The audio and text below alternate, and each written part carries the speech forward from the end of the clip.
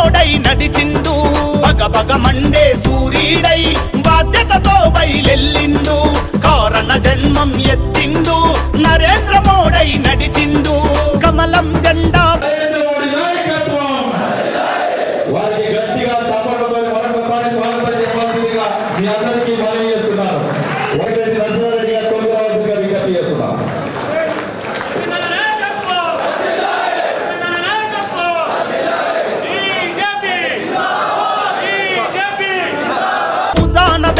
కాషాయ దండు కవాతు గట్టి నడిచి వచ్చరో నరేంద్ర మోడీ ఛల్ అరరరరరర బగ బగ మండే సూర్యుడై బాధ్యతతో బయలెల్లిండు కారణ జన్మం ఎత్తిండు నరేంద్ర మోడై నడిచిండు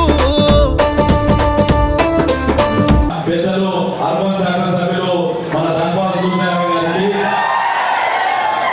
అలాగే నాతో పాటు జిల్లా అధ్యక్షుడయ్యే ఎప్పుడు కూడా డాక్టర్ వృత్తిని వదిలేసి ప్రజాసేవనే మానవ సేవనే వైద్య సేవనే మంచిది ఇంతమంది పేరు చెప్పాలంటే 10 నిమిషాలు అవుతుంది కాబట్టి వేదిక మీద ఉన్న ప్రతి ఒక్కరికి పేరు పేరున 2 చేతుల దండం చేస్తూ నిండా సభకు నిండా దండాలు అందరికన్నా ముఖ్యం మొన్న నాకు 50,000 వచ్చినాయంటే ఆ బూత్ లో ఉన్న అధ్యక్షుడు ఆ బూత్ లో ఉన్న కార్యకర్త కష్టపడ్డ మీరు ఎవరైతే ఉన్నారో మీ అందరికీ కూడా పాదాభివందనాలు తెలియజేసుకుంటూ ఎందుకంటే మీరు లేని మేము లేవు నిజామాబాద్ కార్పొరేషన్ లో 28 మంది కార్పొరేటర్లు గెలవగలిగారంటే ఆ ఒక్క ఓటు మీరు వేసిన ఒక్క ఓటు ఇలా 2 శాసనసభ్యులు అటు రాకేష్ రెడ్డి గారు కానీ అటు ధన్పాల్ సూర్య గారు ఉండగలిగారంటే మీ ఒక్క ఓటులోని ధర్మపురి అరవింద్ గారు నిలబెట్టడం వల్లనే ఎంపీగా గెలవడం వల్లనే నాకు ధర్మపురి అరవింద్ గారు అన్నారు ఇప్పుడే పెద్దలు మన ముఖ్య అతిథులు గారు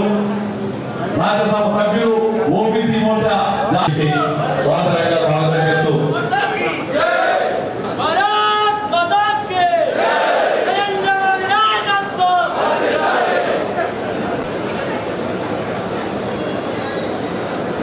గట్టిగా మరొకసారి చప్పట్లు వారి వేదికకి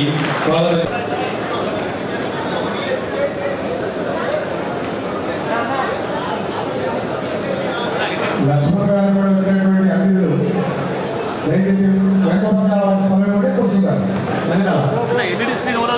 బియ్యం ఫ్రీగా ఇస్తున్నాం దాంతో పాటు సిలిండర్ ఫ్రీ ఇస్తున్నాం దాంతో పాటు విలేజ్ లో తెలియజేసుకుంటూ కానీ ఒక్కటి గుర్తుంచుకోవాలన్నా ఒక్కసారి నా బూత్ లో ఈసారి భారతీయ జనతా పార్టీకి మెజార్టీ స్థానంలో 2 చేతులు లేవట్టండి మీ బూత్ లో మెజార్టీ స్థానం చూసిదాకా 1800 చిల్లర బూతులలో ఈ రోజు భారతీయ జనతా పార్టీ అధ్యక్షులు కాబట్టి చేయాల్సిన పని ఇక్కడికి వచ్చిన బూత్ అధ్యక్షుడు ఇక్కడికి వచ్చిన బూత్ కోఆర్డినేటర్ ఇక్కడికి వచ్చిన బిఎల్ఏ మీరు చేయాల్సిన పని ఏంటంటే పార్టీ ఆదేశించిన ప్రకారం మీరు ఏదైతే 3 సార్లు వాళ్ళ దగ్గరికి వెళ్ళి ఇంటింటికి వెళ్ళి ఒక పన్నా ప్రముఖు 10 ఇళ్లకు ఒక పెద్ద మనిషి పెట్టుకొని పార్టీకి సంబంధించిన ఆ 10 ఇళ్లలో ఉన్న ఓట్లు 13వ తారీఖు నాడు ఓట్లు వేయించుకోగలిగితే ఇలా కాంగ్రెస్ పార్టీ సర్వే చూశారన్న ఇందూరు పార్లమెంటు ధర్మపురి అరవింద్ గారికి 50% మీద ఓట్లు వస్తున్నాయని కాంగ్రెస్ వాళ్ళు చెప్పుకుంటున్నాడు నేనంట 50 కాదు అసలు నీకు డిపాజిట్ వస్తుందా కాంగ్రెస్ వాళ్ళకు టీఆర్ఎస్ వాళ్ళకు ఒకసారి ఆలోచించుకోవాలి వాళ్ళకి డిపాజిట్ రావద్దంటే ఇక్కడికి వచ్చిన ప్రతి కార్యకర్త నరేంద్ర మోడీ గారు 400 పార్ అంటున్నాడు 400 సీట్లు అడుగుతున్నారు కాదు ప్రతి బూత్ లో 400 మీద ఓట్లు తెప్పించిన రోజే నరేంద్ర మోడీ కళ మనమందరం సాకారం చేసుకోవాలి కాబట్టి నేను మరొకసారి చెప్తున్నా భవిష్యత్తు మీ చేతిలో ఉంది ఈ రాబోయే కాలం మీ చేతిలో ఉంది మీరు వార్డు మెంబర్ కావాలన్నా ఉప సర్పంచ్ కావాలన్నా సర్పంచ్ కావాలన్నా మీ దగ్గర ఉందని తెలియజేసుకుంటూ ఇక్కడికి వచ్చిన మీ అందరికీ కూడా మరొకసారి లా పార్టీ కానీ పార్టీ ఇచ్చే ఆదేశాలు ఈ 25 రోజులు పూజా తప్పకుండా పాటించి 13 మే రోజు ప్రతి బూత్ లో 400 మీద ఓట్లు ఇస్తామని చెప్పి ప్రతిజ్ఞ తీసుకొని ఈ సప్తగిరి అంటే 7 గిరులు ఈ టెంపుల్ పేరు 7 గిరులు ఈ యొక్క టెంపుల్ పేరు ఆ సప్తగిరి హాల్ నుంచి మనమందరం ఆ వేగంగా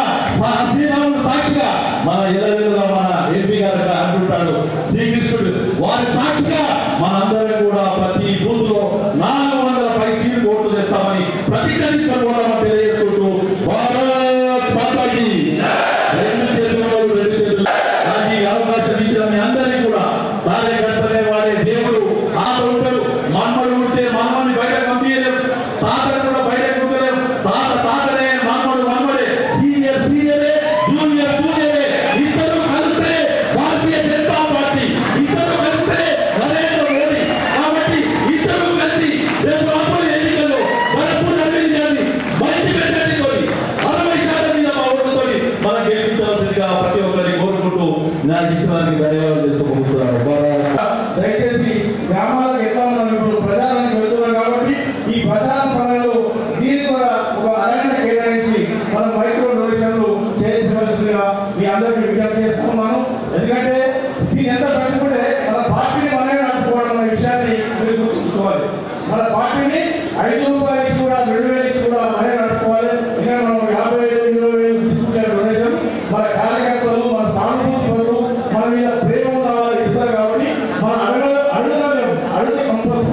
ఆ 2 రూపాయలు 5 రూపాయలు కానివ్వండి, 10 రూపాయలు కానివ్వండి, 50 రూపాయలు కానివ్వండి, 100 రూపాయలు కానివ్వండి, 500 కానివ్వండి, 1000 కానివ్వండి ఇస్తారు. దయచేసి ఇప్పుడు కూడా పోయేలో కూడా ఈ మైక్రో డొనేషన్ చేయని నాయకులు ఎవరైనా ఇక్కడ ఉంటే దయచేసి చేయవలసిన మీ అందరికీ విజ్ఞప్తి చేస్తా ఉన్నాను. ఎందుకంటే సమయం లేదని ముందే చెప్పారు కాబట్టి నాకు ఇచ్చే సబ్జెక్ట్ ముగిస్తూ ఈ అవకాశం ఇచ్చిన జిల్లా పార్టీకి పార్లమెంట్ వెళ్ళడానికి మరోసారి ధన్యవాదాలు చేస్తూ మిగతా మన నాయకులు కూడా సన్మానించవలసిందిగా కోరుతున్నాను.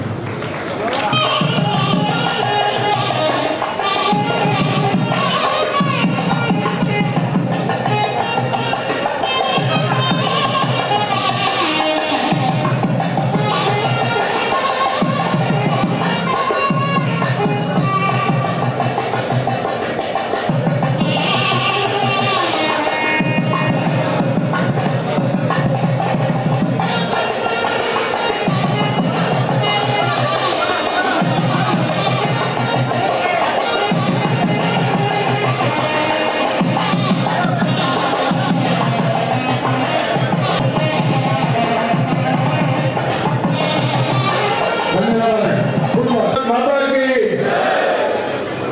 గౌరవనీయులు మహేష్ రెడ్డి గారికి, అదేవిధంగా మొదటిసారి ఎంపీగా గెలిచి మనందరి మన్ననలు పొంది రెండోసారి మన ముందుకు వచ్చినటువంటి మన గౌరవ పార్లమెంట్ సభ్యులు అరవింద్ ధర్మపురి గారికి, అదేవిధంగా శాసనసభ్యులు ధన్పాల్ సూర్యనారాయణ గారికి, మరో ఆర్మూర్ శాసనసభ్యులు సోదరులు రాకేష్ రెడ్డి గారికి, అదేవిధంగా జిల్లా అధ్యక్షులుగా బూత్ స్థాయిలో ఏ రకంగా పని జరగాల, ఏ రకంగా బూత్ స్థాయి కార్యకర్త వ్యవహరించాలనేటువంటి దాని మీద సంస్థాగత విషయాల మీద నాకు ఈ పని చెప్పడం జరిగింది. కాబట్టి దయచేసి మీ అందరూ కూడా కొన్ని పని కూడా నోట్ చేసుకోవాల్సిందిగా మీ అందరినీ కూడా కోరుతా ఉన్నాను. ఎందుకంటే బూత్ గెలిస్తేనే మన పార్లమెంట్ గెలుస్తాం, పార్లమెంట్ గెలిస్తేనే దేశం గెలుస్తాం అనేటువంటి విషయాన్ని మనం గుర్తుంచుకోవాల్సిందిగా మీ అందరికి కూడా విజ్ఞప్తి చేస్తా ఉన్నాను. బూత్ లో మనకు 500 ఓట్లు ఉన్నటువంటిది బూత్ ఉన్నది. దాదాపుగా ఎక్కువ ఓట్లు కూడా 1000 ఓట్లు ఉన్నటువంటి బూత్లు ఎక్కువ ఉంటాయి. ఆ 1000 ఓట్లు ఉన్నటువంటి బూత్ లో 1000 ఓట్లు ఉంటే ఒక కుటుంబంలో 3 ఓట్లు ఉండొచ్చు, ఒక కుటుంబంలో 4 ఓట్లు ఉండొచ్చు, ఒక కుటుంబంలో 2 ఓట్లు ఉండొచ్చు. యావరేజ్ గా 3 నుంచి 4 ఓట్లు తీసుకున్నా ఆ బూత్ లో మనకున్న ఉండేటటువంటి ఇల్లు ఒక 250 నుంచి 300 ఇల్లు ఉంటాయి. 1000 కుటుంబాలు ఉన్నటువంటి బూత్ అయితే ఆ 250 కుటుంబాలలో భారతీయ జనతా పార్టీకి సంబంధించినటువంటి కుటుంబాలు ఎన్ని ఉన్నాయి, కాంగ్రెస్ పార్టీ కుటుంబాలకు సంబంధించినటువంటి ఎన్ని ఉన్నాయి, బీఆర్ఎస్ పార్టీ కుటుంబాలు ఎన్ని ఉన్నాయి, ఏ పార్టీకి సంబంధం లేనటువంటి కుటుంబాలు ఎన్ని ఉన్నాయి, ఇవన్నీ మొట్టమొదటిగా మనం ఐడెంటిఫై చేయాల్సిన అవసరం ఉంది. మన కుటుంబాల్లో పోను మనకు ప్రత్యర్థి కాంగ్రెసే, బీఆర్ఎస్ పార్టీ లేదు. BRS party కనుమరుగైపోయింది.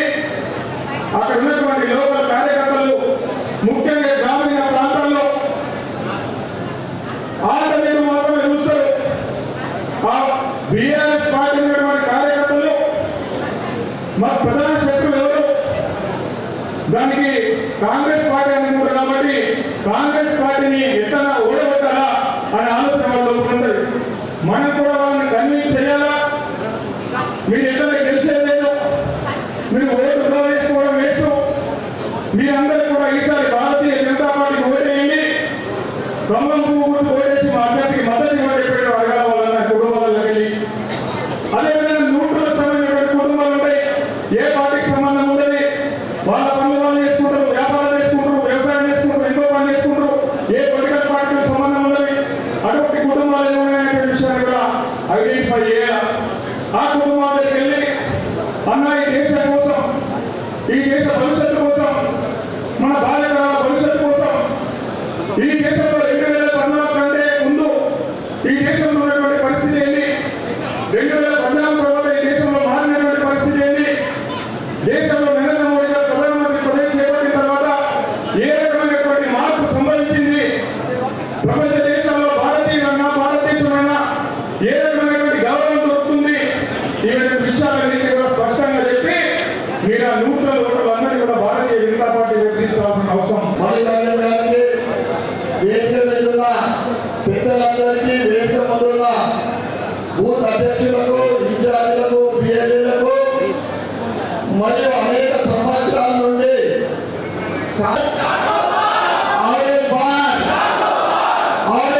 మోడీ సర్కార్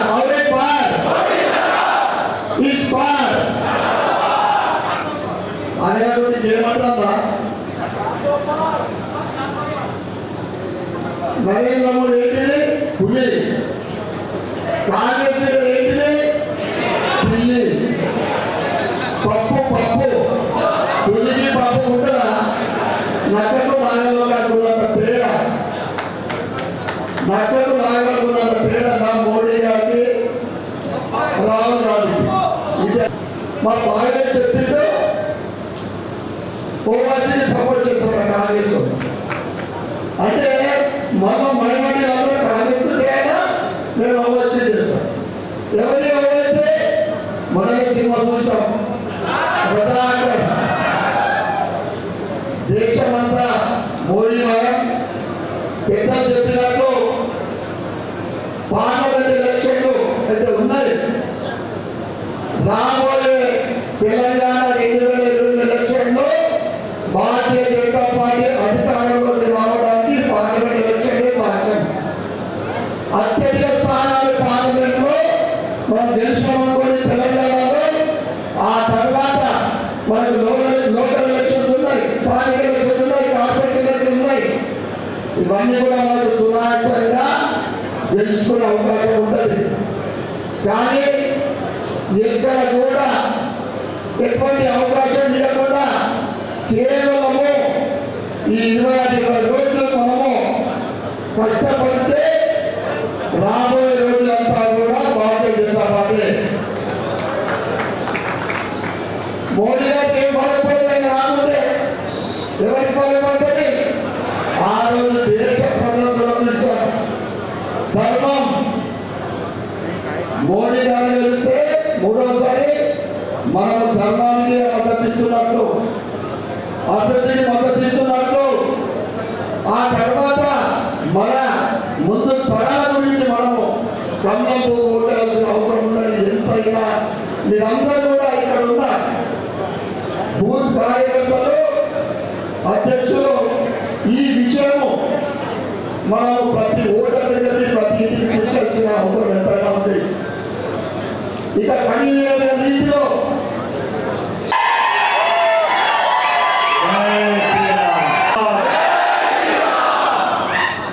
ఈరోజు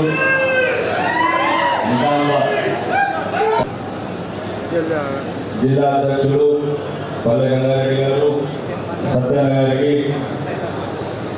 మిగతా నాతోటి శాసనసభ్యులు సూరణ గారికి, కొద్దిలో మిస్ అయిన సోదరులు అందరికీ, మిగతా వేదిక మీద ఆలోచించిన మిగతా పెద్దలందరికీ, ఈ సమావేశానికి వచ్చిన భారతీయ జనతా పార్టీ కుటుంబానికి చాలా మంది మాట్లాడుతూ పార్టీ ఏం చేయాలి, అభివృద్ధి పథకాలు కావచ్చు, లేకపోతే పూర్తి స్థాయిలో విజయాన్ని సాధించాలంటే ఏం చేయాలి, దేశం గురించి మోడీ గారు ఏం చేస్తున్నారు అని చెప్పారు. ఇంకా మిగతా పెద్దలు చాలా విషయాలు మాట్లాడారు. మరి నేనేం మాట్లాడాలి? ఈ మధ్యన ప్రతి ఒక్కరు అంటున్నాడు, అన్న ఏది కాంగ్రెస్ అట్లా పడుతున్నావు, పెద్దోళ్ళని కూడా చూస్తారు, చిన్నోళ్ళని చూస్తారు. అదే నా దృష్టిలో కాంగ్రెస్ వాడు కలిస్తాడు,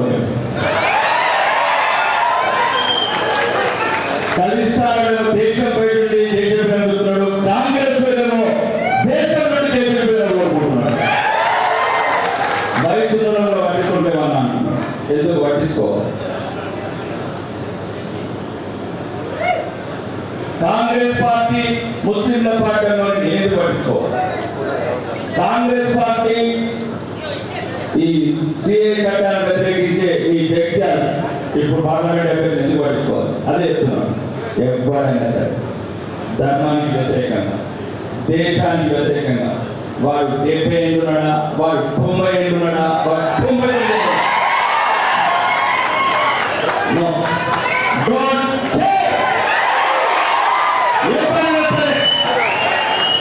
నిన్న కాక మొన్న 70 సంవత్సరాలు వారి గతం తెలుసుకొని ఒక్కరు మాట్లాడుతున్న 40 ఒక్క కుమారుడు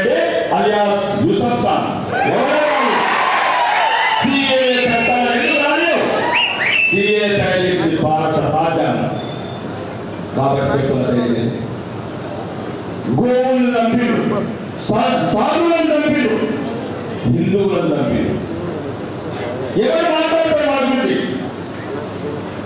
గోవులను చంపిండు, సాధువులను చంపిండు, హిందువులను చంపిండు. నిన్న కాదు మొన్న ఇప్పుడున్న శిక్షణ శాసనసభ్యుడు అంటాడు జై శ్రీరామ్ అంటే అన్నం పెడతారు అంటాడు. జై శ్రీరామ్ అన్నం పెడతారు అదే అన్నం. చెంగి చేళ్లలో అవమానాలు, సందేశాలలో మానాలు, కశ్మీర్ వ్యాలీలో బాణాలు పోయి అవమానాలు. అన్నం ఎందుకు అని అడుగుతున్నా. పాలన అయినప్పుడు అన్నం ఎందుకు, మానవ అయినప్పుడు పాలన ఎందుకు? మనం బతకాలా, ఈ దేశంలో గౌరవం ఉండాలా, రానున్న కాలాలు ప్రపంచాన్ని అంటే ఒక్కటే ఒక్క నినాదం జై శ్రీరామ్. కాబట్టి చెప్తున్నా, కురువృద్ధులు మాట్లాడే భాష లేదు, మాకు స్ఫూర్తి నింపాల్సిన వాళ్ళు, రాజకీయ పాఠాలు నేర్పాల్సిన వాళ్ళు, అడుగడుగున హిందువుల మీద అవమానం, అడుగడుగున ఎవరో విదేశాలు ఇటలీ రాష్ట్రాలు సోనియా గాంధీ గారు మన దేశానికి వచ్చి మన పౌరసత్వాన్ని పోతే ఈరోజు మన దేశంలో హిందువులను బయటికి వెళ్ళమంటున్న విదేశాలు ఎప్పుడు ఎందుకు రాడు? దానికి సమాధానం ఒకటి, ఓట్. దానికి సమాధానం ఒకటి, బాంబులు పట్టకుని, తుపాకులు పట్టకుని, ఎవరిని కొట్టకుని, ఎవరిని తిట్టకుని. దానికి ఒకే ఒక సమాధానం, ప్రజాస్వామ్యంలో ఉన్నది ఓటు. మనం అడుగడుగున అవమానం, అడుగడుగున అసహ్యంగా మాట్లాడడం. ఇక స్థానికంగా చెప్పాలంటే నిజామాబాద్ ప్రాంతంలో ముందే నాకు ఈ జీవన్ రెడ్డి అనే పదాలు నాకు వాడి ముందు అనిపించాయి. ఒక జీవన్ రెడ్డి గారు అయిపోయింది, జీవన్ రెడ్డి గారు ఇప్పుడు జీవన్ రెడ్డి పని. ఒకటే చెప్తున్నాను, దయచేసి మనం ఈ దేశంలో అభివృద్ధి కావచ్చు, ఆత్మ గౌరవం కావచ్చు. ఇప్పుడు చూడండి, ఈరోజే మన ప్రియతమ ప్రధానమంత్రిని ఏమంటున్నారు, దక్షిణాదికి బుల్లెట్ ట్రైన్ పెట్టమంటున్నారు. ఈ కాంగ్రెస్ వాళ్ళు ఏమంటారు, దక్షిణాది బుల్లెట్ తీసుకుని బుల్లెట్. ఇది కొట్టు చేశారు. కాబట్టి కాంగ్రెస్ ఎప్పుడు హిందువులకు జవహర్లాల్ నెహ్రూ దేశాన్ని తీర్చిండు, ఇందిరాగాంధీ దేశాన్ని నమ్మి వీధికి వెళ్ళండి, అభివృద్ధి చెప్పండి. ఉచిత కావచ్చు, కరోనా వ్యాక్సిన్ కావచ్చు, ఆయుష్మాన్ భారత్ కావచ్చు, ప్రధానమంత్రి కావచ్చు, చెప్పాలంటే బంధాలు చెప్పండి అభివృద్ధి గురించి. ఈ రాష్ట్రపతి చెప్పలేదు ఏం లేదు. ఒక్కసారి ఇక్కడ వల్ల ప్రాణం పోస్తే మన ప్రాణాలు, కాంగ్రెస్ ఎవరైతే ప్రాణం పోస్తామో మన ప్రాణాలు వచ్చాయి కాంగ్రెస్. దానికి ఉదాహరణ చెల్లించారు. గుణపాఠం తెచ్చుకోండి, ప్రజలను మేల్కొల్పండి, చైతన్యపరచండి. మీరు ఎవరిని కొట్టకండి, పనులు జరుగుతున్నాయి, ఎవరిని తిట్టకండి. ఈ జగిత్యాల బస్ కండక్టర్ సంఘటన నుండి బస్సు సంఘటన అడుగడుగున అవమానాల పాలవుతుంది. ఈ కాంగ్రెస్ ఉంటే ఏది ఇష్టపడదు హిందువులను. కాబట్టి దయచేసి ఇప్పుడు రాబోయే ఎలక్షన్లో మన ఈ దేశంలో గౌరవం ఉండాలి. మన భవిష్యత్తు సోదరుడు చెప్పినట్టు నరేంద్ర మోదీ గారి నాయకత్వం చాలా అవసరం. ఈరోజు నరేంద్ర మోదీ గారు దేశానికి కాదు, ప్రపంచానికి అవసరం. ప్రపంచానికి ఇక ఇక్కడ ఉన్నాడు ఒక ముఖ్యమంత్రి, మాజీ ముఖ్యమంత్రి మాట్లాడే భాష చూడండి, అంటే పరిపాలన ఎలా ఉంటుంది. నరేంద్ర మోదీ గారి మాట చూడండి, మన బీజేపీ ముఖ్యమంత్రి ఒకటేమో మానవ బాబు పెడతాడు, మాజీ ముఖ్యమంత్రి అగ్గి పెడతాడు. అంటే భాష చూడండి, ఎటువంటి నైతిక విలువలు లేని, నాయకత్వాల లక్షణాలు లేని మన తెలంగాణ రాష్ట్రాన్ని అప్రపాలు చేస్తున్న ఈ అనుభవ రేవంత్ రెడ్డి గారు ఇప్పుడు ఏదైతే ఎన్నికలలో ఏ వాగ్దానాలు చేశారో అవి నెరవేర్చలేదు. దాని ఇబ్బంది పడకండి.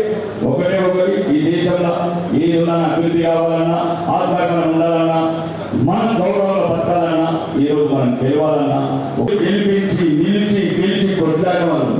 కాబట్టి ఈరోజు దయచేసి తెలంగాణ వ్యాప్తంగా సోదరుడు అరవింద్ గారు ఈరోజు రాజకీయాలు రావడానికి కారణం, ముఖ్యంగా భారతీయ జనతా కారణం ఆ సోదరుడు అరవింద్ గారు.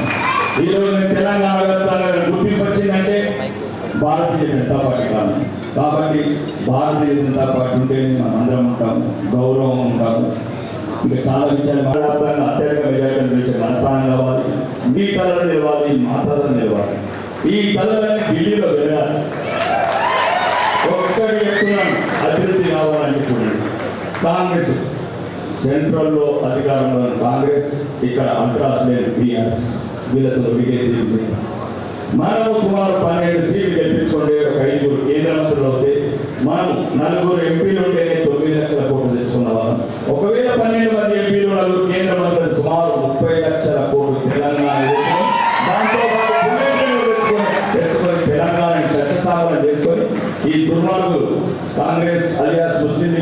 ఎట్లా గురించి పెద్దవాళ్ళు చూసుకుంటారు. తర్వాత విషయాలు మాట్లాడతాం. కాబట్టి దయచేసి గెలవడం కంపల్సరీ. నిజామాబాద్ ప్రత్యేకంగా చెప్తున్నాం.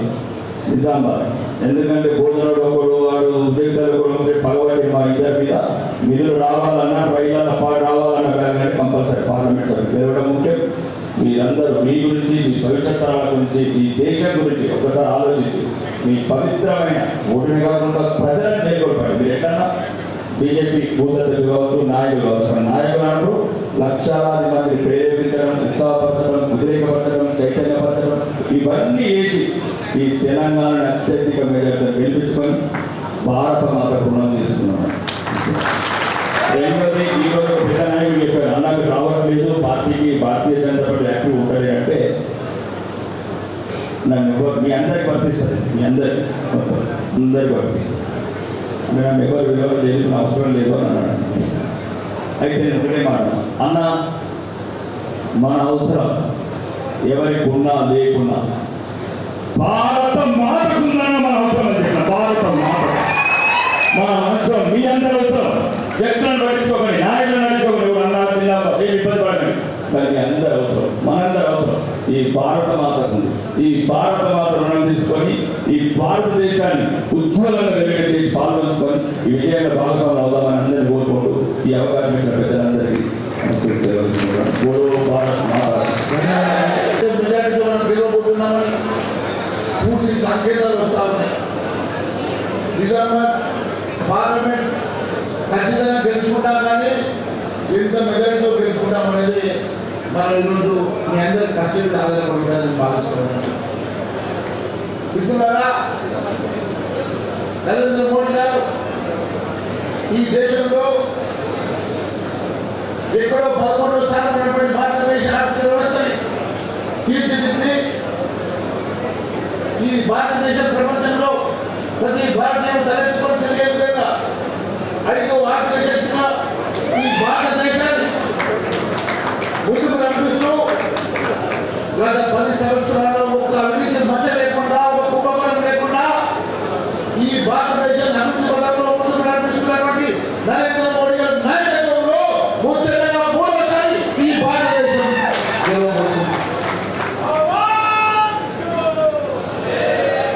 ఈరోజు దేశం కోసం, ధర్మం కోసం, ఈ భారతదేశ భావి తరాల కోసం రేపు భారత మాత ఈ ప్రపంచంలో 3వ ఆర్థిక శక్తిగా ఎదగాలన్నా ఈ విజయం చరిత్రాత్మకమైన అవసరం అని తెలియజేస్తా ఉన్నా.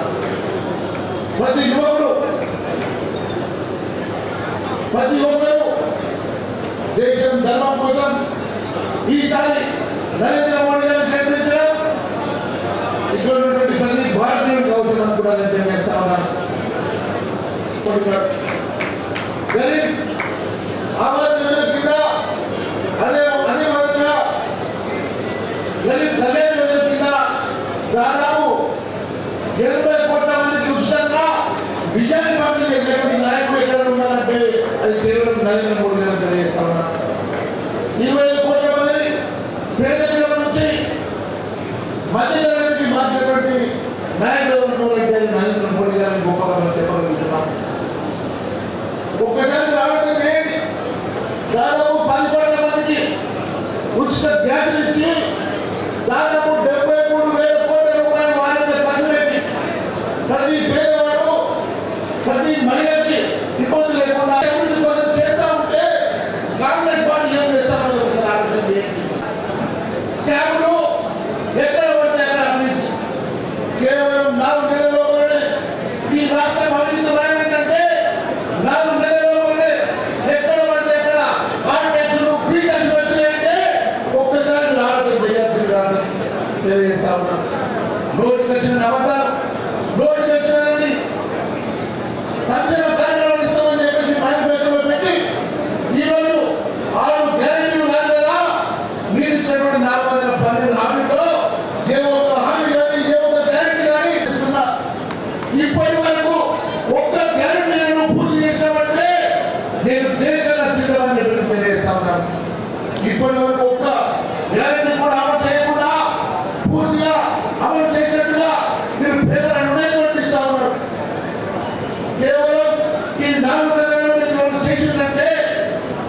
మీరు చేసింది కేవలం ఈ రాష్ట్రంలో కాంట్రాక్టులు బదిలీయడం, అభివృద్ధి చేయడం, బీటెక్స్లు వాటెక్స్ల పేరు మీద ఈ రాష్ట్రాన్ని దోచుకోవడం తప్ప ఈ ప్రాంత అభివృద్ధి కోసం కానీ ఇక్కడ ఉన్నటువంటి అట్టడుగు పడుగు బలైన వర్గాల కోసం ఏం చేశారని అడుగుతా ఉన్నాను. మీరు డిసెంబర్ 9వ తారీఖు రోజు రుణమాఫీ చేస్తామన్నారు. ఇప్పటి వరకు 4 నెలలు గడిచిన రుణమాఫీ జరగాలి. మీరు ఇస్తామన్న 500 రూపాయలు సబ్సిడీ కానీ బోనస్ కానీ ఇప్పటి వరకు రాలేదు. మీరు ఇస్తామన్నటువంటి రైతు బంధు కూడా ఇప్పటి వరకు మీరు ఇవ్వలేకపోయినారు. కేవలం ప్రజల్ని మోసం చేశారు. 400 రూపాయలు నిరుద్యోగ వృద్ధి ఇస్తామని ఇప్పటి వరకు ఇవ్వలేకపోయినారు. అన్ని రకాలుగా మోసం చేసి ఈరోజు మాట తప్పి మళ్ళీ మాయ చేసే ప్రయత్నం చేస్తా ఉన్నారు. మొన్నటి మొన్న మీరు ఇచ్చినటువంటి జీవోల ఆధారంగా మీ అభివృద్ధిని బయట పెడితే ఇప్పటి వరకు కూడా సమాధానం చెప్పినటువంటి ముఖ్యమంత్రి దానికి సమాధానం లేదు.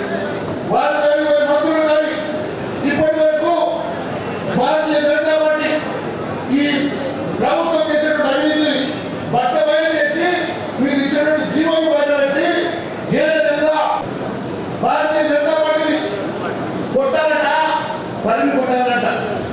అయ్యా మన ప్రజలు తనని కొట్టలే కదా సాగుండా పడ్డావు. నువ్వు భారతీయ జనతా పార్టీ గురించి మాట్లాడేది. భారతీయ జనతా పార్టీ ప్రజల కోసం, ప్రజల సంక్షేమం కోసం, అక్కడికి పడుగు బలైన వర్గాల కోసం పనిచేస్తాను.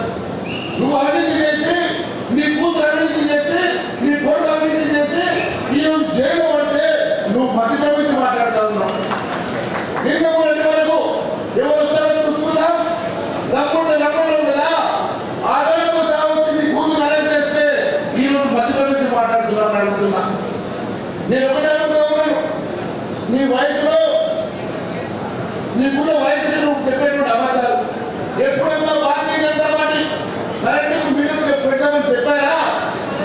ఏ ఒక్కసారి అన్నా, ఏ ఒక్క సర్క్యులర్ అయినా, ఏ ఒక్క స్టేట్మెంట్ అని ఇచ్చినట్టుంటే మేము దేని సిద్ధమని చెప్తా ఉన్నాం. గతంలో కూడా చెప్పినాం. ఏ మోడల్ మీరు పెట్టామని భారతీయ జనతా పార్టీ చెప్పలేదు. మీరే అడ్డగోలుగా లక్షల కోట్ల రూపాయలు పెట్టి కరెంటు కొనుగోలు చేసి నువ్వు చేసిన అవినీతి మీద చర్చకు సిద్ధమని మీరు చేసిన ధరణి కోట్లలో జరిగిన 2 లక్షల కోట్ల అవినీతి కానీ దేనికైనా మేము చర్చకు సిద్ధంగా ఉన్నాం. దానికి నువ్వు సిద్ధమని అడుగుతా ఉన్నాం. నీకు దమ్ము తెలియకుంటే చెప్పినా రేపు ఈ రాష్ట్రంలో భారతీయ జనతా పార్టీ కనీసం 10 నుంచి 12 సీట్లు గెలవబోతున్నామని చెప్పి తెలియజేస్తా ఉన్నాను. మిత్రులారా, మీరందరూ భారతీయ జనతా పార్టీకి పునాదురాలు. ఈ నిజామాబాద్ పార్లమెంట్ మనం గెలవడం చాలా అవసరం. ఈ నిజామాబాద్ పార్లమెంట్ ఎట్టి పరిస్థితుల్లో కూడా మీరు అరవింద్ గారు గెలిపించండి.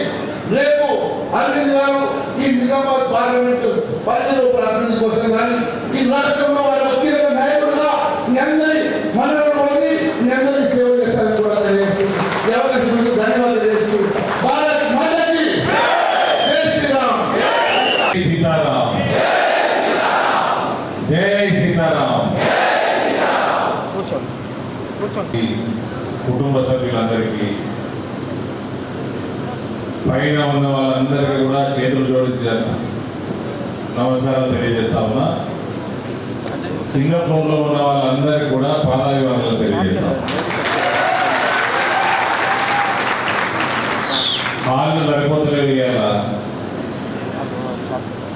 పెద్ద హాళ్ళు సరిపో కార్యక్రమానికి విచ్చేసిన ముఖ్య అతిథులు ఓబీసీ మోర్చా జాతీయ అధ్యక్షులు మరియు రాజ్యసభ సభ్యులు లక్ష్మణ్ గారు, నా మొట్టమొదటి రాజకీయ పార్టీకి నేను జాయిన్ అయినప్పుడు పార్టీ అధ్యక్షుడు లక్ష్మణ్ గారు,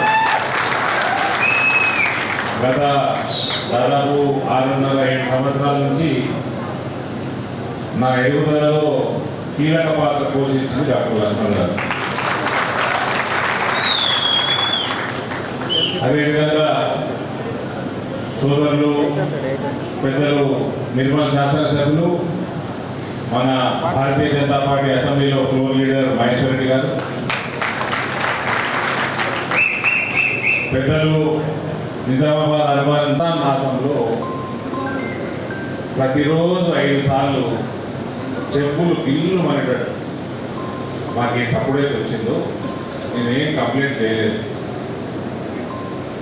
హనుమాన్ జయంతికి మరియు శ్రీరామనవమి రోజున ఎటువంటి ఇబ్బందులు పెట్టకుండా మాకు డీజే పర్మిషన్ ఇవ్వండి. ప్లేసెస్లో కూడా ఉండకూడదు అని దాన్ని తిరగరాస్తూ మళ్ళీ సుప్రీంకోర్టు ఏమన్నది, లౌడ్ స్పీకర్లు రిలీజియస్ ప్లేసెస్లో పెట్టుకోవచ్చు, 15 రోజుల సంవత్సరంలో పెట్టుకోవచ్చు. ఇవన్నీ కూడా బేఖాతరు చేసి మీరు తెలంగాణలో ఏ రకంగా పరిపాలన మీరు చేస్తున్నారో, ఇంతకుముందు ఉన్న బీఆర్ఎస్ ప్రభుత్వం ఏ రకంగా పరిపాలన చేసిందో మేము అందరం చూసినాం. నువ్వు కూడా మా సోదరుడే అంటున్నావు, నువ్వు కూడా హిందూ సోదరుడే అంటున్నావు. కాబట్టి ఒక హిందువుగానే వ్యవహారం చేయమని మేము అడుగుతున్నాం. నేను హిందువుగా వ్యవహారం చేయమంటున్నా. హిందువుగా వ్యవహారం చేయమంటే సమానంగా చూడమన్నట్టు అందరినీ. ఇంకో రకంగా వ్యవహారం చేయమంటే సమానంగా చూడలేదు.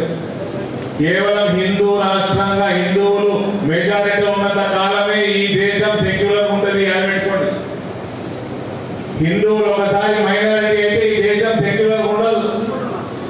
రాజ్యాంగంలో ఎంత పెద్దగా రాసుకున్నా సెక్యులర్ అని, ఒక్కసారి హిందువులు మైనారిటీలు అయితే సెక్యులర్ ఉండదు. రేవంత్ రెడ్డి లాంటి వాళ్ళు ఇలా హిందూ అంటారు, తెల్లారి సాయంత్రం వేస్తే టొప్పి పెట్టుకుంటారు. కానీ ఒక గర్వించడానికి హిందూ ఆ రకంగా ఇక్కడ ఉన్న ఎవరు కూడా అట్లా చేస్తారని నేను అనుకోను. వీళ్ళంతా పొలిటికల్ హిందువులు. రేవంత్ లాంటి పొలిటికల్ రాజకీయ హిందువులు. కాబట్టి ఏ రకంగా శ్రీరామనవమికి హనుమాన్ జయంతికి ఈ ప్రభుత్వం వ్యవహారం ఉండదో చూద్దాం. భారతదేశంలో ఉన్న రాజకీయాలు చూడడం కాదు, మాకేం పదవులు కొత్త కాదు. మేము టీనేజ్ ఉన్నప్పటి నుంచి మా ఇంట్లో జాగ్రత్తకు అంత కాంగ్రెస్ పార్టీ అప్పట్లో మా నాయన అధ్యక్షుడు ఉన్నప్పుడు, అతను మంత్రి ఉన్నప్పుడు కార్యకర్తలతో నిండే ఉంటుండే. సారీ, కార్యకర్తలు బీజేపీలో ఉంటారు, ఫాలోవర్లతో నిండే ఉంటుండే. కానీ ఒక నికాసైన భరతమాత ముద్దుబిడ్డ కోసం, నరేంద్ర మోడీ అన్న ఒక శిఖరం కోసం రాజకీయాల్లోకి వచ్చి ఈనాడు భారతీయ జనతా పార్టీలో మేము ఇంటర్వ్యూలలో మాట్లాడుతున్నారు. సిటిజన్షిప్ అమెండ్మెంట్ యాక్ట్ ఇంప్లిమెంట్ అయినాక నెక్స్ట్ వచ్చేది నేషనల్ రిజిస్టర్ ఆఫ్ సిటిజన్స్. హిందువులు ఎక్కడి నుంచి అయితే ఇస్లాం దేశాల నుంచి తరిమేయబడ్డ హిందువులందరికీ మనం పౌరసత్వం ఇచ్చుకునేది సిటిజన్షిప్ అమెండ్మెంట్ యాక్ట్. ఇక్కడ దొంగతనంగా ఈ మమతా బెనర్జీ లాంటి దేశ వ్యతిరేకులు, దుర్మార్గపు రాజకీయ నాయకులు బంగ్లాదేశ్ వాళ్ళకి, మయన్మార్ వాళ్ళకి ఓటు బ్యాంకు రాజకీయాల కోసం దొంగ ఆధార్ కార్డులు, దొంగ పాస్పోర్ట్లు ఇస్తున్న ఈ మమతా బెనర్జీ, కల్వకుంట్ల చంద్రశేఖరరావు మరియు ఈ కాంగ్రెస్ పార్టీ ప్రభుత్వాలు వీళ్ళకి బుద్ధి చెప్పడానికి తీసుకొచ్చి మన భారతీయుల్ని కాపాడేది ఇతర శక్తులు ఎవరైతే మయన్మార్కి వెళ్ళి బంగ్లాదేశ్ వెళ్ళి వచ్చి నానా రవస చేస్తాం. ఎక్కడ న్యూసెన్స్ చేసినా ఎందుకంటే ఆర్మూర్ గడ్డ మీద మన నిజాం సాగర్ కెనాల్ కూడా మీకు ఆఖరి వచ్చి ఇక్కడికి వచ్చి ఇక్కడ కబ్జాలు పెడతాం. ఇట్లా ప్రతి జాతర న్యూసెన్స్ అవుతున్నదంటే దీని వల్లనే న్యూసెన్స్ అవుతున్నది. ఇటువంటి వాళ్ళని ఏది పారేయడానికి తీసుకొచ్చేది నేషనల్ రిజిస్టర్ ఆఫ్ సిటిజన్స్. అదే రకంగా యూనిఫామ్ సివిల్ కోడ్ రావాలన్నది డాక్టర్ బిఆర్ అంబేద్కర్ గారి రికమెండేషన్. అది రాజ్యాంగంలో ఉన్నది. దానికి కాంగ్రెస్ వాడు వ్యతిరేకమా కాదా చెప్పాలి.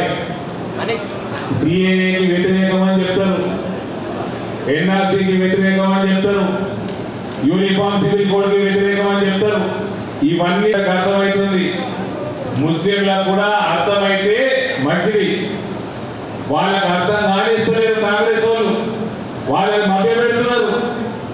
సిటిజన్షిప్ అమెండ్మెంట్ యాక్ట్ భారతదేశంలో ఉన్న ముస్లింలకు ఎటువంటి సంబంధం లేదు. నేషనల్ రిజిస్టర్ ఆఫ్ సిటిజన్స్ భారతదేశంలో ఉన్న ముస్లింలకు ఎటువంటి సంబంధాలకు పరిమితం చేసేది యూనిఫామ్ సివిల్ కోడ్. ఈ యూనిఫామ్ సివిల్ కోడ్ కూడా లాస్ట్ టైం మీ అందరి ఆశీర్వాదంతో ఏదైతే నేను మొట్టమొదటిసారి ఎంపీగా పోయి ఫస్ట్ పార్లమెంట్ సెషన్ 370 ఆర్టికల్ కి తీసేయడానికి ఓటేసిన చూసిండ్రా. ఈసారి నా కోరిక, ఈసారి మీరందరూ ఎంపీగా నన్ను పంపించినాక మొట్టమొదటి సెషన్ లో యూనిఫామ్ సివిల్ కోడ్ కి నేను ఓటేస్తా, ఎన్ఆర్సీకి ఓటేస్తా అని నేను ఆశిస్తా ఉన్నా.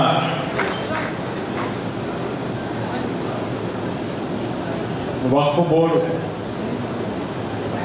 అందరూ సమానం అంటున్న రేవంత్ రెడ్డి గారు వక్ఫ్ బోర్డు వచ్చి రేవంత్ రెడ్డి ఇల్లు ఉంటుంది జూబ్లీహిల్స్లో, రేవంత్ రెడ్డి ఇంటి మీద పోయి ఈ ఇల్లు మాది అని వక్ఫ్ బోర్డు అంటే రేవంత్ రెడ్డి ఇల్లు ఖాళీ చేసుకోవాలి. తెల్లారి పోయి ఏడిపోవాలి, వక్ఫ్ ట్రిబ్యునల్కి పోవాలి.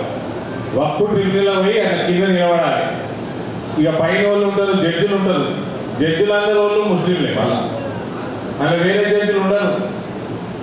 ఒక్కసారి వక్ఫ్ బోర్డు పోయి రేవంత్ రెడ్డి ఇల్లు మాది అని అంటే రేవంత్ రెడ్డి ఇల్లు ఖాళీ చేసి వక్ఫ్ ట్రిబ్యునల్కి పోవాలి. ఆ ట్రిబ్యునల్లో ఉన్న జడ్జిలందరూ కూడా ముస్లింలే. ఆ ట్రిబ్యునల్ ఇచ్చిన తీర్పే ఫైనల్. రేవంత్ రెడ్డి దాని తర్వాత హైకోర్టుకి పోలేడు, సుప్రీంకోర్టుకి పోలేడు. అది వక్ఫ్ యాక్ట్. ఇది ఏ రకంగా సమానం అండి? ఇది ఏ రకంగా సమానం? ఈ సెక్యులర్ దేశం అయితే ఇటువంటి యాక్ట్ ఉంటాయా?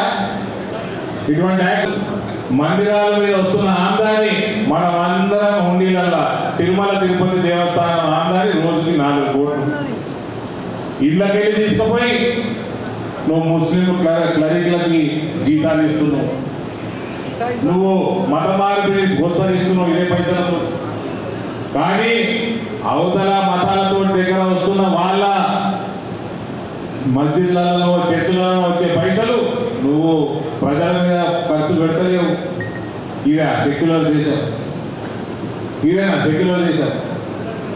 ఇవన్నిటికీ 75 సంవత్సరాలు ఏదైతే హిందువుల మీద వ్యతిరేకంగా భారతదేశంలో కాంగ్రెస్ ప్రభుత్వాలు నడిచినాయో, రీజనల్ పార్టీ ప్రభుత్వాలు నడిచినాయో, ఇవన్నిటికీ స్వస్థ చెప్పాలంటే ఇవాళ ప్రతి ఒక్క భారతీయుడు నరేంద్ర మోడీనే బలపరచాలి. వేరే మార్గం లేదు. లేకపోతే భారతదేశం మనం చేయడానికి పోతుంది. కాబట్టి ఇది టర్నింగ్ పాయింట్. భారతదేశానికి ఎన్నిక మోస్ట్ ఇంపార్టెంట్ ఎన్నిక. ఇక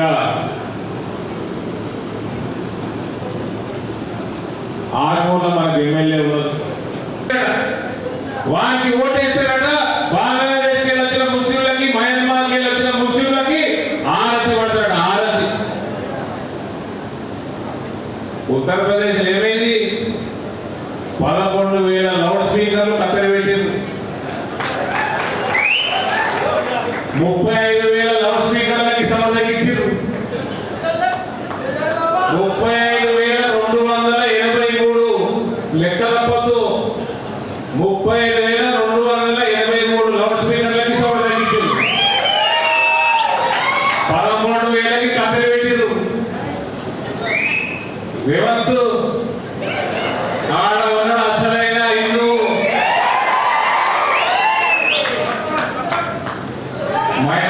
మహేష్ అన్న మాట్లాడుకుంటా నేను విన్నా. రేవంత్ ఏంటంటే నా వంతు ఎంత అంటున్నాడు. రేవంత్ నీ వంతు ఏంటి చెప్పాలా? 11,000 కత్తెర పెట్టింది చూడు, 35,000 లౌడ్ స్పీకర్ సౌండ్ తగ్గించి లెక్క చూడు. అది నీ వంతు. నీ వంతు చేయి ఫస్ట్, తర్వాత వచ్చి ఓట్లాడు. ఇవన్నీ టోపీ పెడతాను కట్టు పెడతారు. నేను గట్టినట్టు అది పెడితే కట్టు పెట్టాలా? ఏంటి కడతారా మరి? మీ అయ్యనే పక్క బియ్యం లేకుంటాడు. గట్టి మీ అయ్యే 4 చేతులు పెట్టచ్చు ఒక గట్టి కడుపు నీరు కదా మీ అయ్యేది. ఈ చుట్టూ అందరూ కూడా హిందువులు తయారవుతారు ఈ మధ్య. ఎందుకు తయారవుతారు? నరేంద్ర మోదీ అయితే కుంకి. రేవంత్ కూడా నేను కూడా హిందువే అని యాదకి ఎందుకు వచ్చింది? మోదీ హై తో ముమ్కిన్ హై. మా జీవన్ రెడ్డి అంటూ మొన్నటిదాకా ఆజాదీ ఆజాదీ ఆజాదీ అని తిరిగిన ఆయన ఇవాళ జై హనుమాన్ జై హనుమాన్ జై హనుమాన్ అని తిరుగుతున్నాడు. ఎందుకు వీడవుతుంది తెలుసా? మోదీ హై తో ముమ్కిన్ హై. మోదీ హీ రహేగా. వీళ్ళకి హనుమంతుడు రాముడు అందరూ యాదకి వస్తే ఉంటుంది జీవితకాలం. ఇక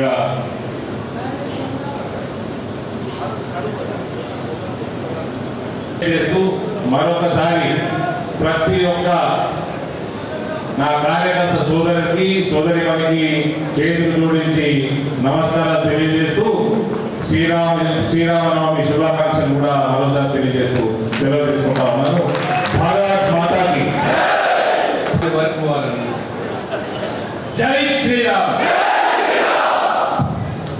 మొట్టమొదటిగా వీళ్ళు కూడా కాళ్ళు కాలుతున్నా, కడుపు కాలుతున్నా, నెత్తిన మీద ఎండ కొడుతున్నా, పట్టిన జెండా కాషాయ జెండా దించకుండా ఈరోజు దేశవ్యాప్తంగా తెలంగాణలో నిజామాబాద్లో కాషాయ పార్లమెంటు ఇన్ఛార్జ్ మిత్రులు సోదరులు వెంకటరమణ గారు, మీ అందరి ప్రియతమ నాయకుడు, పార్లమెంట్ సభ్యుడు, మళ్ళీ రెండోసారి కాబోయే ఎంపీ సోదరులు అరవింద్, బీజేపీ శాసనసభాపక్ష నాయకులు మహేశ్వర్ రెడ్డి గారు, శాసనసభ్యులు రాకేష్ రెడ్డి గారు, ధనంపాల్ గారు, ధన్పాల్ సింగారెడ్డి గారు, జిల్లా అధ్యక్షులు సత్యనారాయణ గారు, అదే రకంగా దినేష్ కుల్కర్ణి గారు, రాష్ట్ర కార్యదర్శి గంగారెడ్డి గారు, వేదిక మీద పెద్దలు, రాష్ట్ర జిల్లా నాయకులు, మీడియా మిత్రులు, చాలా సంతోషంగా నిజామాబాద్లో కార్యకర్తలందరూ కూడా మే 13 వరకు విశ్రమించకుండా విజయం కోసం మీరందరూ కూడా కష్టపడి పనిచేస్తున్నారు. దీని మన ప్రియతమ ప్రధానమంత్రి నరేంద్ర మోడీ గారు మోడీ గ్యారంటీ సంకల్ప పత్రం 24 విడుదల చేసే విషయాన్ని చూశారు. బీజేపీ సంకల్ప పత్రం అంటే ఓటు దండుకోవడం కోసము గ్యారంటీలు, ఉచితాలు భ్రమింపజేసి ఓటు దండుకున్న తర్వాత ఏరు దాటేదాకా ఓట మల్లయ్య, ఏరు దాటిన తర్వాత ఓడి మల్లయ్య చిన్నంగా కాకుండా మోదీ గారు విడుదల చేసే సంకల్ప పత్రం అంటే అది మనకు ఒక ప్రతిజ్ఞగా దేశ ప్రజల భవిష్యత్తు నిర్ధారించేటువంటి సంకల్పంతో కూడుకున్నటువంటి పత్రం. అది 10 సంవత్సరాలు ఏదైతే మోదీ ప్రభుత్వం చేసే అభివృద్ధి, సాధించిన విజయాలు, తీసుకున్నటువంటి చరిత్రాత్మక నిర్ణయాలు, పేదల సంక్షేమ పథకాలు, ఇవన్నీ కూడా ప్రగతి నివేదికలుగా ప్రజల ముందు వెళ్ళి ఇవాళ మనము ఆత్మవిశ్వాసంతో మళ్ళీ ఓటు అడుగుతాం. ఈ 10 సంవత్సరాల్లో 34 లక్షల కోట్ల రూపాయలు దళారీ లేకుండా, మధ్యవర్తులు లేకుండా నేరుగా సంక్షేమ కార్యక్రమాల పేరు మీద పేదల బ్యాంక్ ఖాతాలకి 60 కోట్ల మంది పేదల బ్యాంక్ ఖాతాలకి చేరవేసేటువంటి మహానుభావుడు ఎవరంటే అది నరేంద్ర మోడీ గారు. 34 లక్షల కోట్ల రూపాయలు, ఒక్క రూపాయి కోత లేదు, దళారీ వ్యవస్థ లేదు. ఇదే రాజీవ్ గాంధీ గారు ప్రధానమంత్రిగా ఉన్నప్పుడు కాంగ్రెస్ హయాంలో ఢిల్లీ నుంచి मैं 100 रुपए गरीब के खेले में भेजा जाता हूँ तो सिर्फ और सिर्फ 15 रुपए गरीब को पहुंचता था, 85 रुपए दलाली खाता था. वो था राजीव गांधी का जमाना और कांग्रेस का शासन. Zero tolerance on corruption Modi గారు. ఇది ఒక మంచిగా అవినీతి రహిత పాలన, కుటుంబ రహిత పాలన, బుజ్జగింపు చర్యలు ఏమాత్రం కూడా ప్రస్తావన లేకుండా ఓట్ల కోసం కక్కుట్టిపడి మైనార్టీలను మెప్పు కోసం సభ్యుడిగా ఇంతకుముందు చెప్పాడు అరవింద్ గారు 23 కోట్ల జనాభా 15 కోట్ల మందికి పేదలందరికీ కూడా అక్కడ పథకాలు సంక్షేమ పథకాలు 15 కోట్ల మందికి వల్ల కోరి भेदभाव नहीं न जाति न मजहब गरीब तो गरीबी है ఇది యోగి ఆదిత్యనాథ్ నా కండ వేసుకున్నాడా నా జెండా పట్టుకున్నాడా నా పార్టీ సభ్యత తీసుకున్నాడా ఈ యొక్క కేసీఆర్ హుకుం మాదిరిగా కాకుండా పేదవాడికి వాడు పేదవాడైతే ఆ పథకాన్ని వాళ్ళ అందజేస్తారు. నరేంద్ర మోడీ ప్రభుత్వం ఈ 10 సంవత్సరాల్లో ఇవాళ నిల్వ నీడ కోసం పేదవాళ్ళకి ఇవాళ 4 కోట్ల మందికి ఇల్లు కట్టిస్తే ఉత్తరప్రదేశ్ లో 55 లక్షల మందికి 6 సంవత్సరాల్లో పక్కా ఇల్లు కట్టిన చరిత్ర యోగి ఆదిత్యనాథ్. ఏ రకంగా అక్కడ శాంతి భద్రతలు ఇవాళ కాపాడడానికి ఒక మాఫియా రాజ్యాన్ని ఏ రకంగా ఇవాళ మీరు చెప్పినట్టుగా బుల్డోజర్ బాబాగా ఉక్కు పాదంతో అక్కడ అణిచివేసి ఏ రకమైన పాలన అందిస్తున్నాడో అది ఒక మంచిగా మాత్రమే. ఆ తరహా పాలన యూపీ తరహా పాలన మోదీ యోగి తరహా పాలన గుజరాత్ లాంటి మోడల్ అభివృద్ధి తెలంగాణకు రావాలంటే ఖచ్చితంగా ఈ రోజు ఈ పార్లమెంట్ ఎన్నికల్లో తెలంగాణలో డజన్ ఎంపీలను గెలిపించినట్టే రాబో రోజుల్లో తెలంగాణ కూడా నేను అధ్యక్షంగా ఉన్నప్పుడు పార్టీలో చేరి ఏ రకంగా ప్రజా సమస్యల మీద రైతాంగ సమస్యల మీద పాదయాత్ర చేపట్టి ఆ రైతుల సమస్యల మీద ఏ రకంగా ఆనాడు పాదయాత్ర సందర్భంగా స్పష్టమైన హామీ ఇచ్చారు. ఢిల్లీలో ప్రధానమంత్రి గారిని ఒప్పించి మెప్పించి హోంమంత్రి అమిత్ షా గారి ద్వారా ఏ రకంగా మంత్రులందరూ కలిసి ఏ రకంగా పసుపు బోర్డు నిజామాబాద్ లో పసుపు రైతులకు ఇక్కడ అవసరమని చెప్పి చివరికి ప్రధానమంత్రి ద్వారా ఈ నిజామాబాద్ లో ప్రకటింపజేశారంటే ఏ రకంగా ఇవాళ ఇచ్చిన మాటకు కట్టుబడిన వ్యక్తిగా అరవింద్ గారు మళ్ళీ రెండోసారి పోటీ చేస్తున్నారు. కాబట్టి ఇవాళ రైతాంగం అంతా కూడా ఇవాళ అన్నపూర్ణగా పిలువబడేటువంటి నిజామాబాద్ విజయనగరం తెలంగాణ ఒక ధాన్య బండాగారంగా పిలువబడే నిజామాబాద్ లో ఇవాళ పసుపు రైతులు వరి రైతులు లేదా ఇవాళ చెరుకు రైతులు మీ ఇక్కట్లు ఈ రకంగా పరిష్కారానికి దోహదపడేటువంటి వ్యక్తిగా అరవింద్ గారు మళ్ళీ వస్తా ఉన్నారు.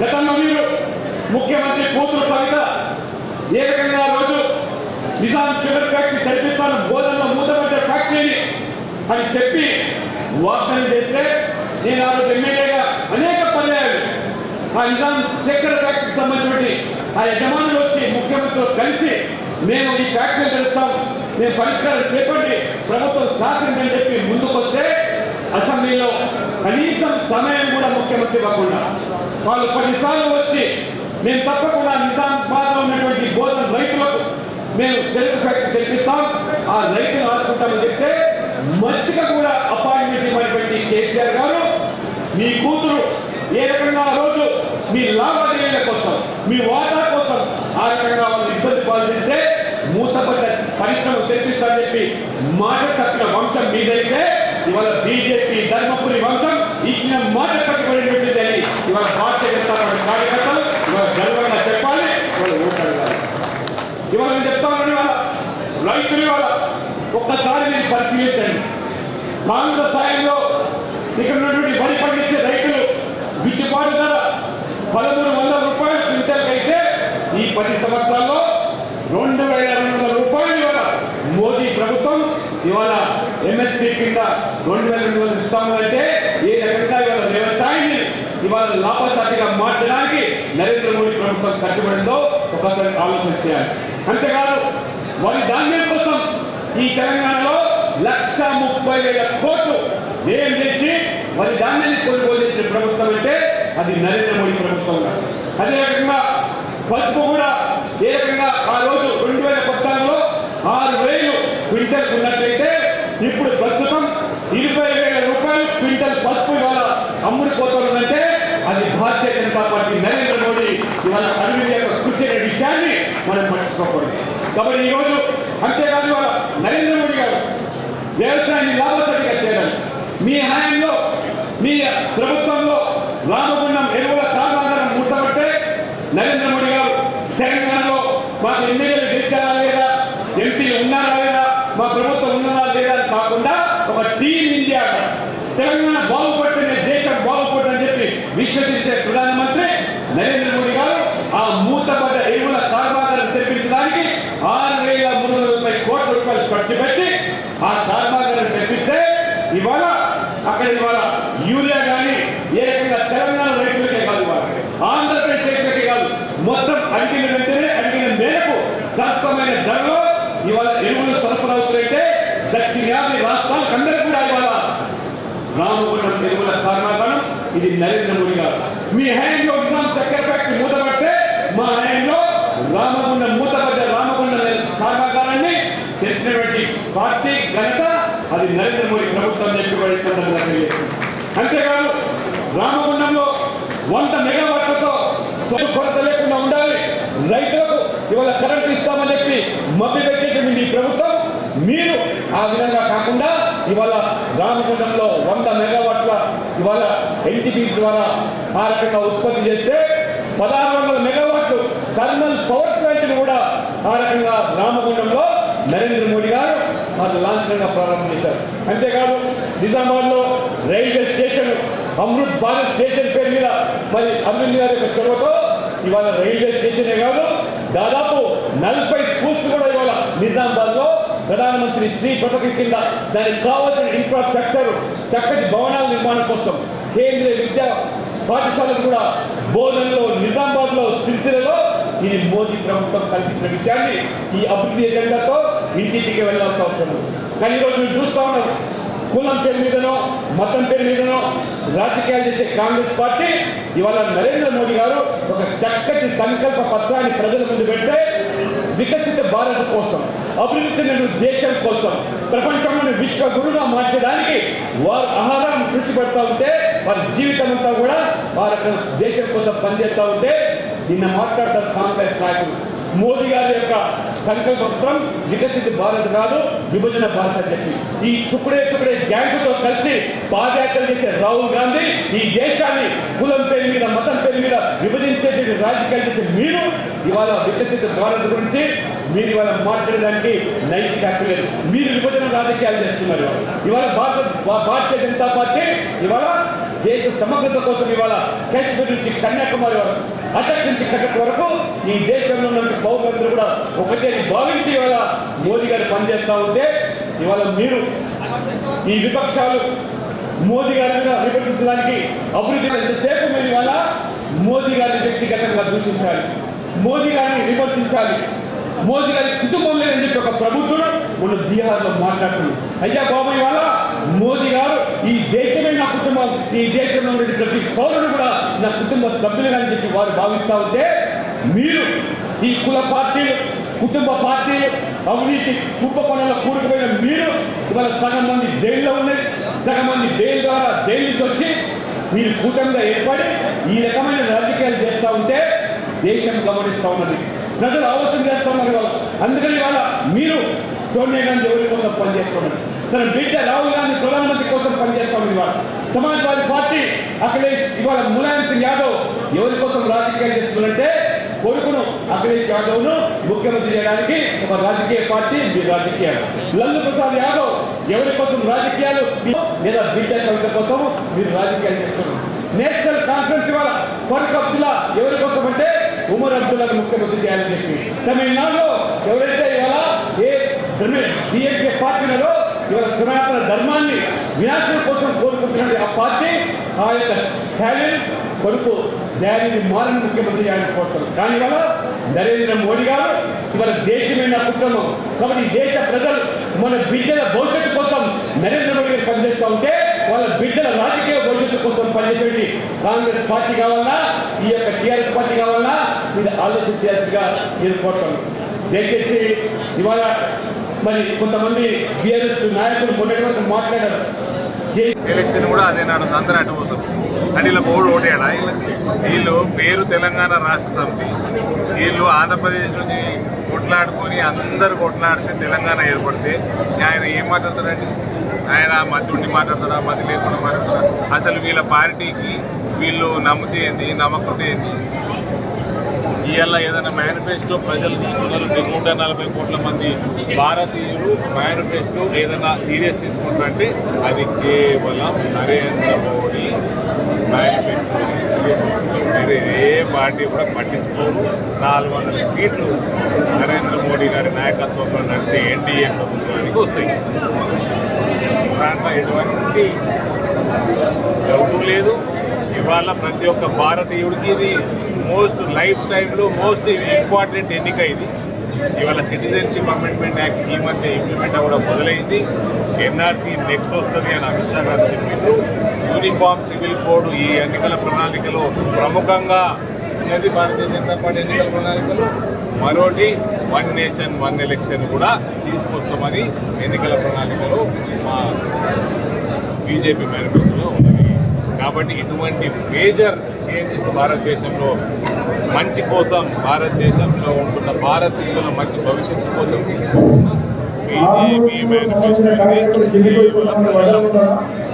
కాబట్టి ఈ కాంగ్రెస్ పార్టీ ఇవాళ మిగతా బీఆర్ఎస్ పార్టీ ఆ సంకల్ప పత్రాన్ని మీరు వికసిత భారత్, విభజన భారత్గా మాట్లాడుతున్నారు.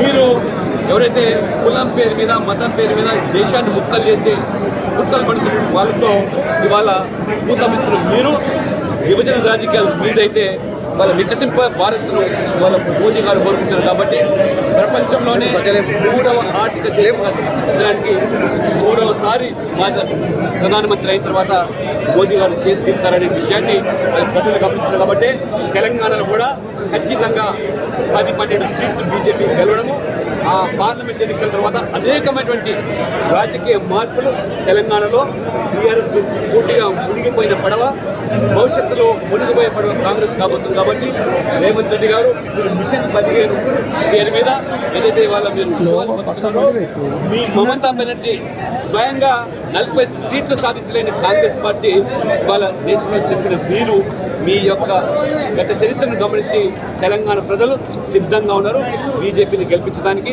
భవిష్యత్తులో కూడా తెలంగాణలో కూడా ఈ మార్గం బీజేపీ అధికారులకు రావడానికి సుగమవుతుందని చెప్పి కూడా ఈ ఎన్నికల ఫలితాలు నిరూపిస్తాయి. మాట్లాడడానికి మంచిది. బీఆర్ఎస్ పూర్తిగా చచ్చిన పాము. ఇవాళ మీకు నైతిక హక్కు లేదు. ఇవాళ ప్రజలు బ్రహ్మరథం పడుతున్నారు. మోదీ ప్రపంచనం వీస్తూ ఉన్నారు దేశవ్యాప్తంగా. తెలంగాణ అతీతం కాదు. మీకు అడ్రస్ గల్లంత అయిపోయింది. కరీంనగర్లో కళ్ళు కాల్చి వాత పెట్టారు. నిజాంలో పాతాల లోకాన్ని తృప్తి పెట్టారు. మీకు భవిష్యత్తులో ఒక్క సీటు కూడా ఇవాళ బీఆర్ఎస్ తెలంగాణలో గెలిచే పరిస్థితి లేదు.